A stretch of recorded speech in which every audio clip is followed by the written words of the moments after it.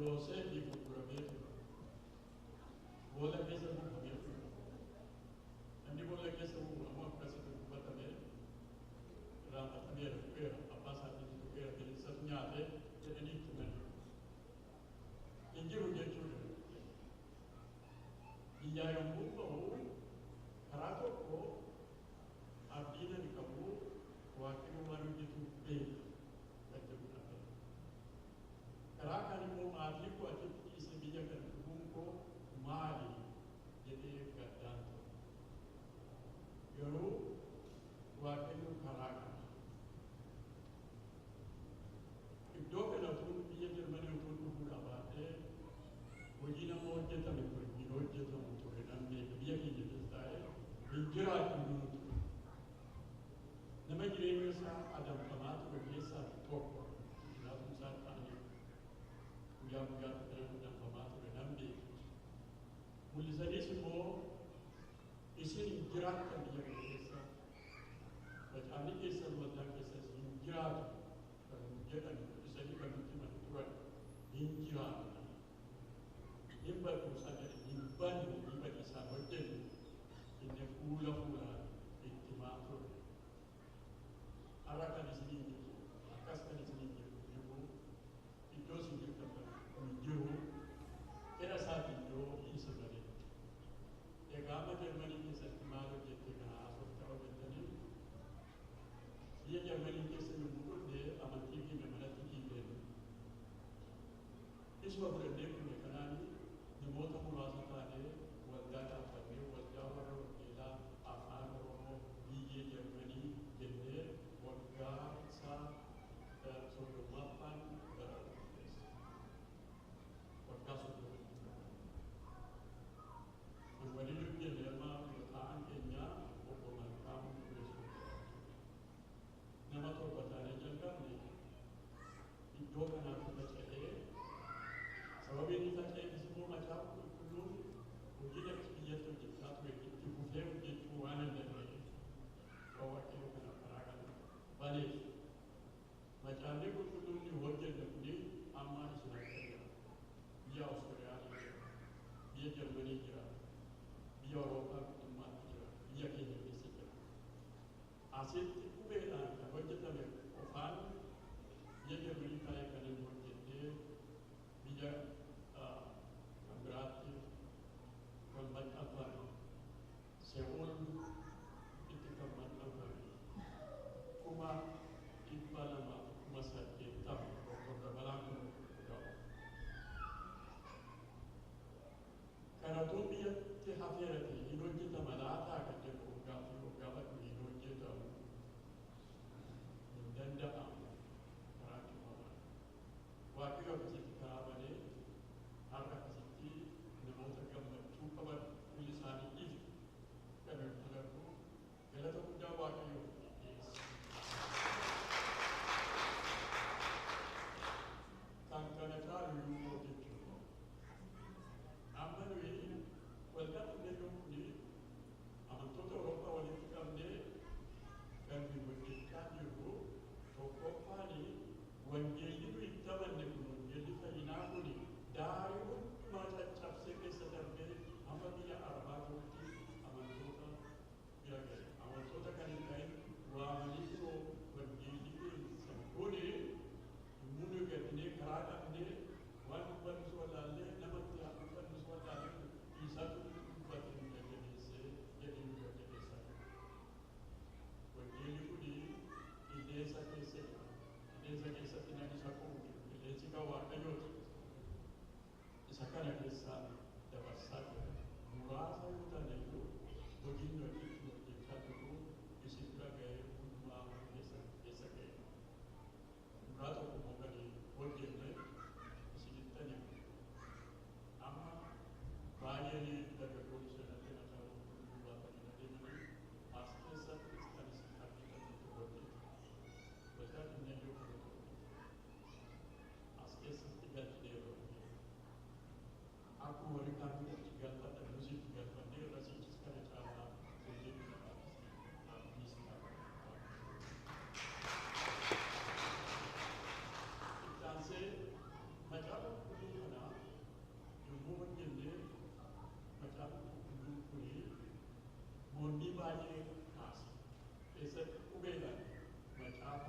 immoo baasuuni yeegumee manfas እግዚአብሔር ወይ yeegumee manfas bitaa hidhaloo kan jedhanii waldaa keessa dhaabatanii alamitti waldaa keessa dhaabatanii yeegumee manfas jedhanii kan abaaran waaqayyo eebbatii dhiyeedha. Akka kanaan yeesu dhabe dargaggoonni caalaatti hundee utuu kun hin jirree fi iddoo dhaabatanii faarfatanii siffatan waan faarfatanii hundee waaqayyo karaa akkasii banee abaarsa hundeetti godhee karaa ittiin tokkotti akka abaaru balaa fi balaa'amii nuusanii hundeetti abaarsa sana waaqayyo hundeetu eebbatu dhiitti waaqayyo nu eebbisi eebba waaqayyo walma qofaa kana kana dabarsitee kennuudhaa fi karaa nuu banamaa jira. Amma abdiin nu qabnu hojii nu irra jirru macaafa qulqulluun kun akka harka namaa keessatti nyaate harki namaa irra kaa'amee jiru. Macaafa keenya kana hundee mana maxxansee gurgurachaa jiru. Warra hundeeffattu nu qabnee maxxansee gurgurachaa jiru. Kan harkaa baafachuudhaa fi waggaa 9 waaqayyo nu galata harkaa baafannee amma immoo mootummaan nu galmeessee scripture light Bible Society jedhanii galmeeffamee isaa akka keenya keessa gale. Gaafa sanaa isa isaan akka jiru kana copyright kan jedhamu qaban waan ta'eef qubee waan jibbaniif irratti caafan yoo laaftanii copyright irratti caafan qubee waan jibbaniif immoo kun seeraanii galmeeffamee saba miliyoonitti lakkaa'amu duraan ta'uudha. Isa kana kan godhu amma isinii qophaa'u isin wantoota keenya ala kan jirtan biyya keessa kan jirtan kana kan isinii hojjechuu dandeessanii egaa waaqayyo battala guddaan godhe. Sagalee macaafa qulqulluu jedhanii haasaas qulqulleessu baay'eetu haasa'uu danda'ama. Obboloonni yeroo si jiru naannoo kanaa kan dubbatanii waaqayyo dhaabbifne waan ta'eef isinitti dubbachuudhaaf qophoofneen garuu waldaa kana utuu argin utuu isin hin dubbisin biyyatti deebi'uun hin danda'amu jennee nuti as ture isin jaallannee akka isin keessumsiiftanii keessummaa isin fakkisiisanii ammas oromoo tokko biraa nyaanni keenya mala beekuu itoo si dabaluu kan jedhamu wanta akkasii tulluu daddabaltan hin jaalladhe. Gara fuulduraatti siin dabaltu yoo jettu illee nuti amannaa immoo akkasii jabeessu siin amana. Sagalee waaqayyoo keessaa kan isinitti himuu kan isiniif kennu barbaadu wangeela Yohaannis keessa jira. Wangeela Yohaannis boqonnaa 4:6 argatu. Gooftaan keenya Yesuus Kiristoos ani karaadha. Ani dhugaadha. Ani jireenya. Namni karaan beekne akkamitti biyya kana dhufuu danda'a? Karaan utuu jirtee asirra dhufuu hin dandeenye. Waldaa kana dhufuu hin dandeenye. Karaa jireenyaa qabee namni keenya akkamitti rakkachaa ture? Jaamaa ta'ee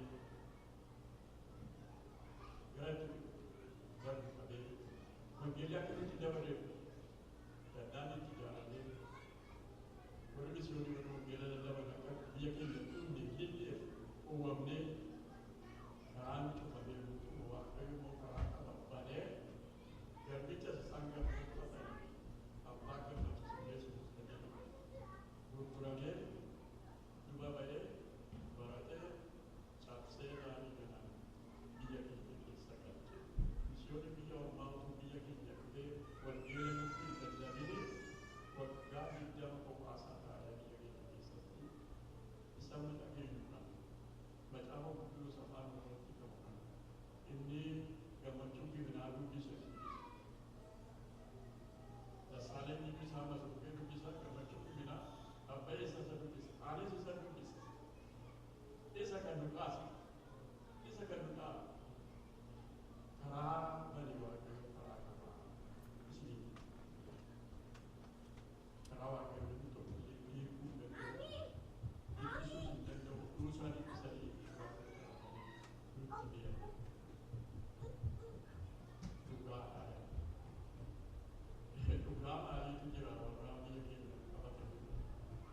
Sobani kan isaan biyya bulchaa turanii kan isaan biyya bulchaa jiran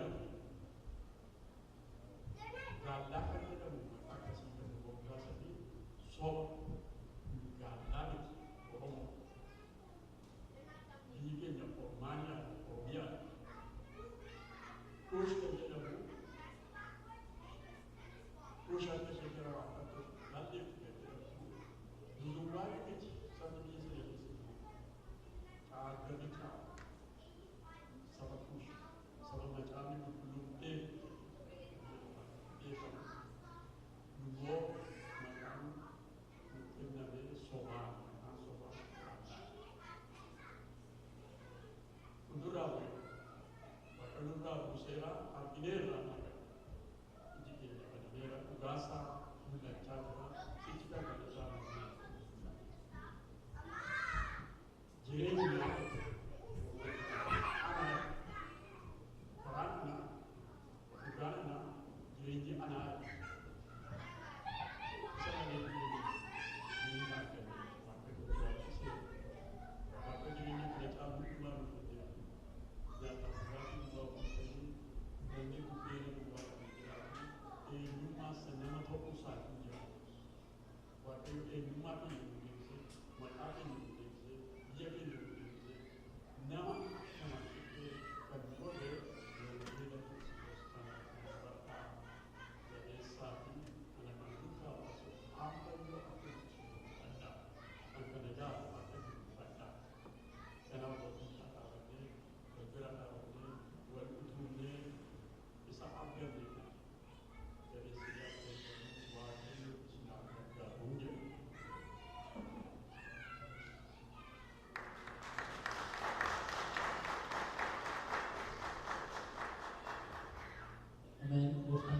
Sujenna Yubafeni, may amayuwag sinay Bisujera.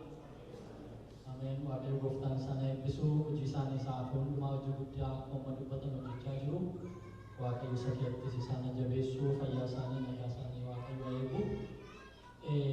Udah melacu sa windandinye, ora kanara dalu fakesa nama toko fakena, ora US kesa nama toko fakena kanafi USK-nya luba butanaf carralana sana kayo